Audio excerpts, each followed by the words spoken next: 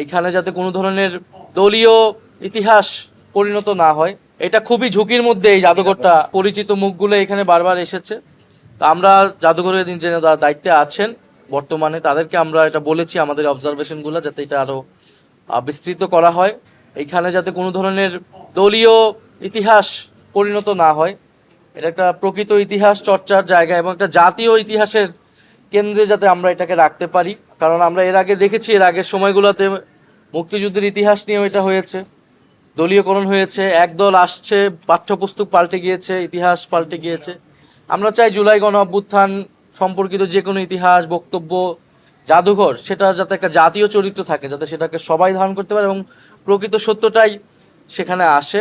প্রচুর মানুষ এখানে আসতেছে এবং যেই চাপ সেটা সামলানোর সক্ষমতা কিন্তু বর্তমান জাদুঘরের কাঠামোর নেই। এখানে যথেষ্ট পরিমাণ নিয়োগ দেওয়া হয়নি, জনবল নিয়োগ দেওয়া হয়নি এবং যেই পরিচালনা পর্ষদ, সেই পরিচালনা পর্ষদে মন্ত্রী এটার প্রধান আছেন। আমরা সংসদে কিন্তু এটা বলেছিলাম যে এই জাদুঘর একটা স্বায়ত্তশাসিত জাদুঘর হওয়া উচিত, কারণ এটা কোনো বিশেষ শাখা জাদুঘর না। একটা শাখা জাদুঘর বা আমলাতান্ত্রিকভাবে এই জাদুঘর যদি আমরা পরিচালনা করতে চাই, জাদুঘর পরিচালনা করা সম্ভব হবে না। এই জাদুঘর জুলাই স্পিরিটকে ধারণ করে সেই ধরনের লোকদেরকে দিয়েই এই জাদুঘর পরিচালনা করতে হবে, বিশেষজ্ঞ লোকদেরকে দিয়ে। ফলে এটার একটা স্বায়ত্তশাসিত কাঠামো প্রয়োজন, আইন প্রয়োজন এবং প্রায় 200-র মতো জনবল এখানে প্রয়োজন।